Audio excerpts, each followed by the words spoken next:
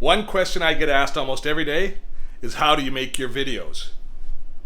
That's where we make our videos, and I'll show you how today on DottoTech.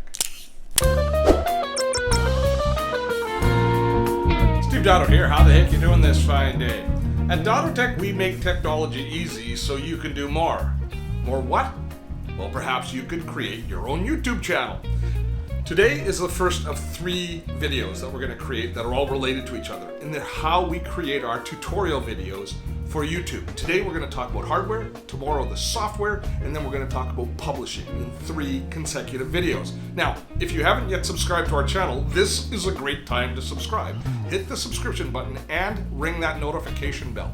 That way you'll be notified when we upload the next video in the series or our next video overall. Now we're going to talk about screencasting. That's the technology that I use, or the style of video that we use to create our videos. And I frankly hate the term screencasting because it sounds kind of limiting. But screencasting is actually this wonderful technique that allows us to use our computer at the heart of our video publishing system. You know, back in the day, we used to record video on a camera like I'm doing right now, and then we would take that video and we would move it into an editing system where it would be produced, and then it would be taken out of that editing system for distribution. Today, our computer replaces almost all of those parts. We can record our video and assemble all of our assets on the computer. We can edit those same videos on the computer, and then we can output them from the computer to whatever service we desire. That is the heart of screencasting. Now, before we get into the whole story about screencasting and the hardware, let me just show you what a screencast looks like, because right now we're recording this video on a regular camera, the way that you might a vlog or a regular old-fashioned video.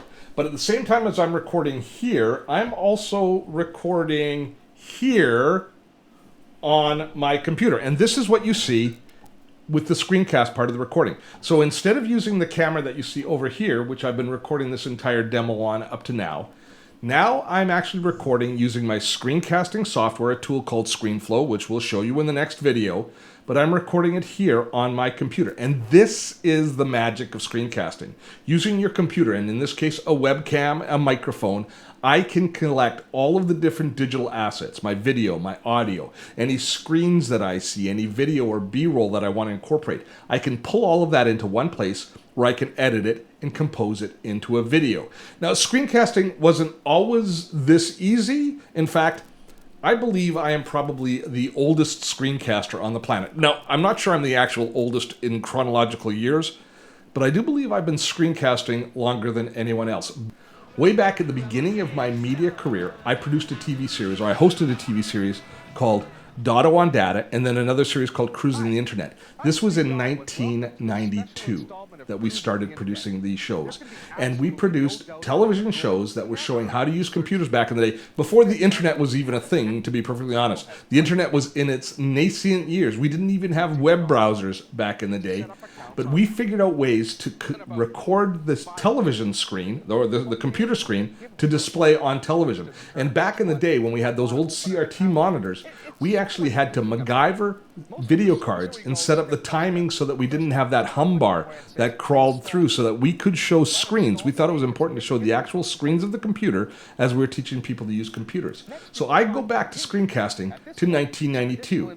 I'm pretty sure nobody else goes back that far. All right, let's get into the hardware setup that we use to create our videos. And it's pretty simple. There's 4 parts to the equation. There's our video, there's our lighting, there's our audio setup, and then there's our computer. And let's just start with the computer, because that's pretty easy to talk about.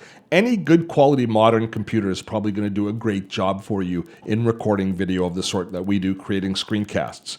Now, I'm using, in my case, an old school Mac Pro. It's one of their big old workstations. The reason I use it is there's a ton of memory, a ton of storage space, and we can upgrade the video card to really high quality video cards, and they're really affordable. Unfortunately, they're big, bulky, noisy, and they generate a lot of heat, but they're still the best bang for the buck. But you could get by with a good quality notebook computer, a good quality desktop computer. Almost any computer with a reasonable amount of memory and a good video card is going to do the job for this sort of video. Now, as far as the cameras go, I have upgraded recently to this camera right here, which is the Logitech Brio. It's their newest 4K camera as of when this video is being released. Now, for years we used, here it is, this camera here. This is the old Logitech C920. And for about 6 years, this was the camera that I used, and I was so happy with it. It was such a workhorse as far as creating our video, and it's still a completely viable option.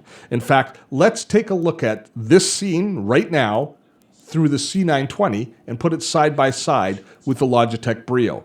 And you can see that the quality is really good. Now, it doesn't have as wide a screen, as wide an angle that it delivers as the Brio, but for the cost difference of less than half the dollar value, bang for the buck, it is an outstanding choice. Now, if you want to know about all of the tools that I use, I have a free download, which is my toolkit. It covers each and every tool that I use and why I use it. In the description below is a link, so you can download all of my tools that I use, not just for creating video, but also my productivity tools and all of the other tools that we use here at DottoTech. Regardless of which camera you choose, the image that you're going to create is only going to be as good as the quality of light that you have. Now, in this new office that we're in, we recently moved into new offices, and now my office is very small. My studio space here is really small, but one of the bonuses is these beautiful big windows that I have that are north-facing and give me a great amount of indirect sunlight coming in, which really lights the entire room beautifully. It's nice as far as my personal energy goes, and it also sets a great baseline for recording video.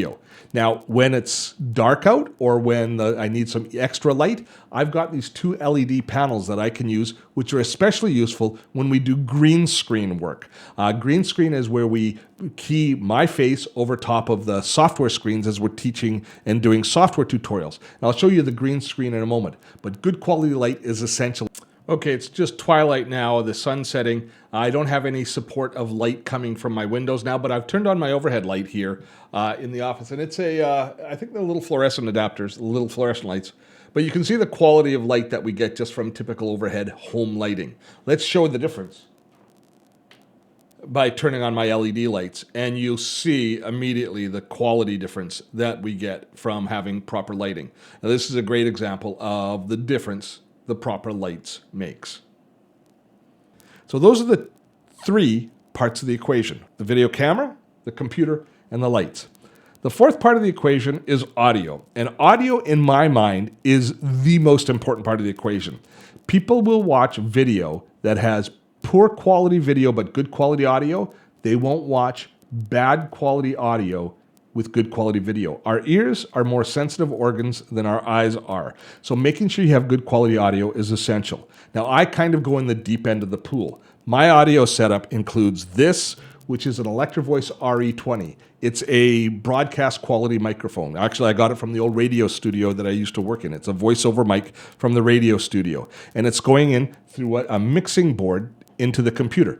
Now, this is an analog mic, meaning that the signal coming out of it is analog. It has to be converted into a digital signal. Now, there's a variety of different ways that you can do this. You can use a audio interface, which I've got listed in the toolkit, or in my case, I've got a mixer that does A to D conversion, analog to digital conversion. And it also does a few other things as far as adjusting the quality of audio coming out of the microphone.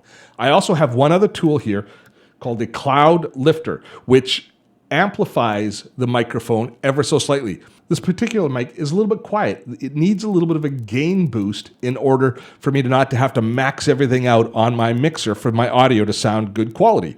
So this cloud lifter is a great little add-on that just adds some basically amplification in line before it goes to the mixer, which then converts the signal to digital, which is what you're hearing right now. Now, you don't have to go through all these machinations for your screencasting setup, typically speaking. A good quality USB mic like the Blue Yeti is a perfect choice for setting up for screencasting. The key to setting up microphones for screencasting is making sure that you're sitting the proper distance and orientation from the microphone. It's all about your location. If you make sure that you're the proper distance from the microphone, your audio is going to be exceptional with any of the good quality USB mics. And I list out a few of my favorites in the toolkit. So those are the main hardware pieces, except for my green screen. And let me show you that now. Okay, the last part of the equation is the green screen. And the green screen is essential for creating the kind of the classic DottoTech look, which is my face superimposed over top of the computer screens that I'm demonstrating. Now, for the longest time, I had a draped green screen, which was a pipe with a hanging green screen. It was a little bit difficult to light because it was always wrinkly. And then I found this. Now, this green screen changed my life. I just love this thing. It's a pop-out green screen. They're available on Amazon or from lots of different online sources. We've got links in the document that we're in our toolkit document. But let me show you this tool. It is some kind of awesome. Here it is. All right. Now, this is where having the small office becomes a bit of a challenge, because this thing's pretty big. It's got this metal ribbing that is spring steel all around the outside. So when it pops open, it's completely taut and eliminates all the wrinkles, but it pops open fairly aggressively. So here we go. Ready? Here we go. Ready? I'm all right. Here it is. So it's got two sides, a blue side and a green side, and you can use either for your green screen purposes. Now, when I set up my green screen in my office, what I have to do is, it's a little bit of an adjustment. That's a little bit too high. I want that a little bit there. There we go. We'll get the stand ready. Now, this stand is pretty cool. It's got a little kind of an arm here that it just clamps into. We'll set it to a height in just a second. Get it set up. Now, the green screen has to go pretty close behind me sitting down so that it covers off the full backside, because the camera is fairly wide angle, so it actually covers a fairly wide area. And just because of how we've got our office set up, it means that my little plant array here and my mixing board has to move that way just a little bit to allow the green screen to slide in. So let me do the adjustment here. Let's get the green screen set up here. Oh, you know what I should do? So I should set the screencasting software going too, so you can see it from this perspective here as well. There, now it's also recording there as well, so we should be getting in both places. So you'll see that I then level this out, turn it around, try it and get it set up, get this bayonet hooked up, and then I slide it into position at a bit of an angle here. And you see, what we are looking for is nice even light on the green screen as we're going to be recording, because it's the more even the light, the easier it is for the computer software to key it out. Now I can tell it might be okay. Let's take a look here and see how it looks. How's that doing? So you get an idea. So we're shooting off a bit, but you get an idea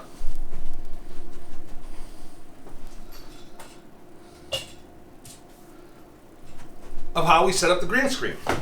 So I set this up for recording when I want to be keying my head over top of the image behind. That's the last piece of hardware in our hardware mix. So in order for us to be creating our videos hardware-wise, we've got pretty much any good quality computer. Add-ons to that computer are anywhere from a $79 to $300 camera, webcam, a $69 to as much as you want to spend quality microphone, an audio system, decent light, which you can get from a variety of different places, and in our case, a green screen, which is available for a couple of $100 online. That's the hardware tools that we use. In our next video, we'll show you the software that we use and how we actually record our video and edit our video together to create the unique look that is DottoTech. Remember, subscribe to our channel, and when you subscribe, ring that notification bell so you'll be alerted when we upload our new videos. Till next time, I'm Steve Dotto. Have fun storming a castle.